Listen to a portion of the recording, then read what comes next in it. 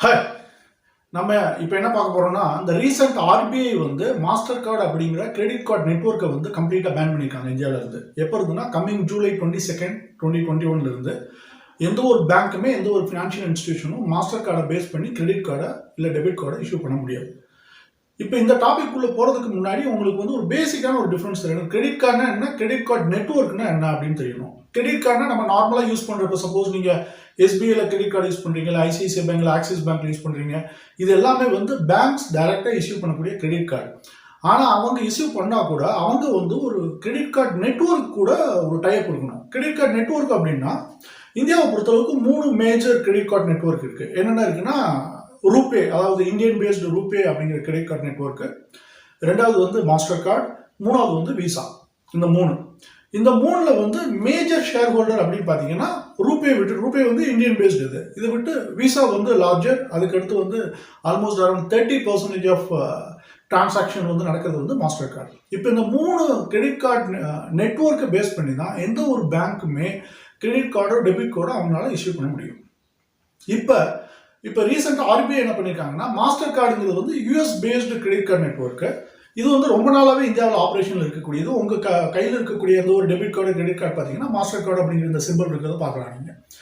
இப்போ ஆர்பிஐ ஏன் பேன் பண்ணியிருக்காங்க அப்படின்னா, இந்தியாவிலிருந்து இந்தியர்கள் பண்ணக்கூடிய பண டிரான்சாக்ஷன், இந்த டிரான்சாக்ஷனோட டீட்டெயில் வந்து இந்தியாவில் இருக்கக்கூடிய சர்வர்லேயே வந்து ஸ்டோர் பண்ணணும். இதை வந்து நீங்கள் யூஎஸ்ல இருக்க சர்வரில் டேட்டா ஸ்டோர் பண்ணக்கூடாது. அப்படி ஸ்டோர் பண்ணுறப்ப அங்கேருந்து டேட்டா பிரீச் ஆகிறதுக்கூடிய சான்சஸ் வந்து ரொம்ப அதிகமாக நடக்குது. அதனால டேட்டா வந்து தெஃப்ட் ஆகுது. அப்படிங்கிறதுனால மாஸ்டர் கார்டுக்கு 2018 ஆர்பிஐலேருந்து என்ன டைரக்ஷன் கொடுத்துருக்காங்கன்னா, நீங்கள் வந்து உங்களோட இந்தியா பேஸ்டு எல்லா ஃபினான்ஷியல் டிரான்சாக்ஷனும் இங்கே இருக்கிற சர்வர்லேயும் ஸ்டோர் பண்ணணும் அப்படின்னு சொல்லி ஆல்மோஸ்ட் 2 இயர்ஸ் டைம் பீரியட் கொடுத்துருக்காங்க. Almost 3 years. பட் 2021 இந்த 3 இயர்ஸ்க்கு அடுத்தும் அவங்க வந்து அந்த சர்வர் இன்னும் எஸ்டாப்ளிஷ் பண்ணலை. அதை பேஸ் பண்ணி ரிப்பீட்டட் வார்னிங் கொடுத்தும் அவங்க பண்ணாததுனால ஃபைனலாக ஆர்பிஐ வந்து இப்போ கம்மிங் ஜூன் 22 இருந்து மாஸ்டர் கார்டு அப்படிங்கிற கிரெடிட் கார்டு நெட்வொர்க் வந்து இந்தியாவில் எந்த ஒரு பேங்க் மூலமாக credit card debit card issue பண்ணக்கூடாது அப்படின்னு கம்ப்ளீட்டாக பேன் பண்ணியிருக்காங்க. இப்போ இதனால எந்த அளவுக்கு லாஸ் ஆகும் மாஸ்டர் கார்டு ஹோல்டருக்கு அப்படின்னா, ஆல்மோஸ்ட் இந்தியாவில் நடக்கக்கூடிய கிரெடிட் கார்டு டிரான்சாக்ஷன்ல மேக்ஸிமம் ஆல்மோஸ்ட் 30% ப்ளஸ் வந்து மாஸ்டர் கார்டு மூலமாக நடக்குது. அவங்களுக்கு வந்து பெரிய ஃபினான்ஷியல் லாஸ் ஒன்று.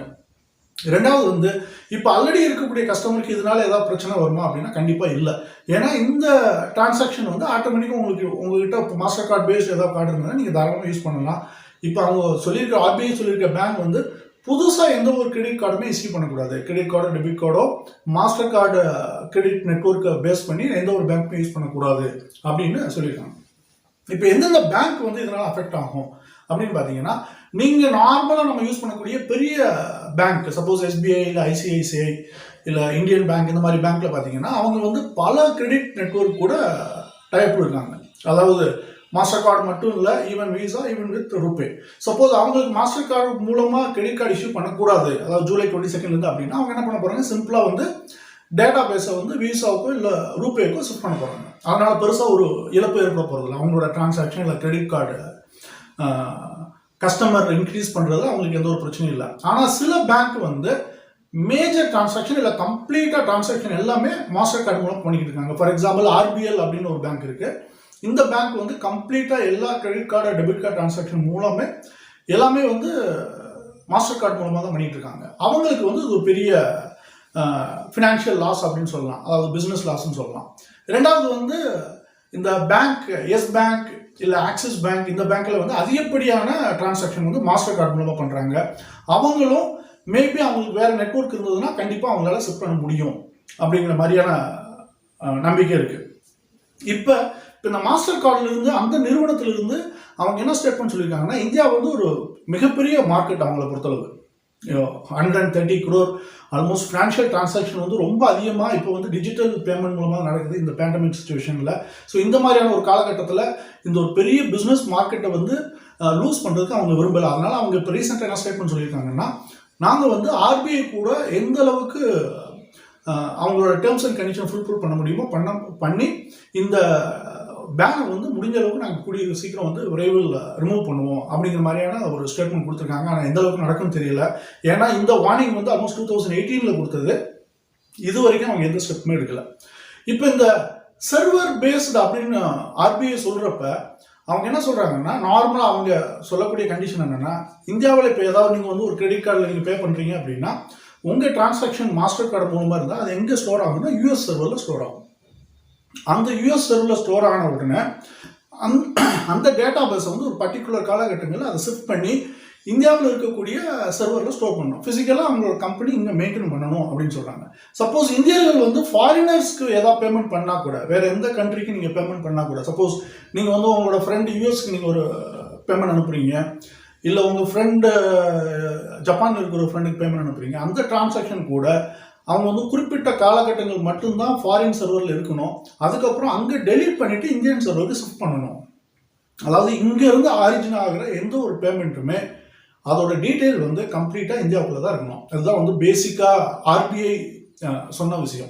இதை எந்த அளவுக்கு மாஸ்டர் கார்டு இம்ப்ளிமெண்ட் பண்ண போகிறாங்க அப்படின்னு தெரியல. ஆனால் இதெல்லாம் வந்துட்டு இப்போ எதுக்கு சாதகமாக இருக்குது அப்படின்னா, நம்மளோட ரூபே அப்படிங்கிற கிரெடிட் கார்டு நெட்வொர்க்.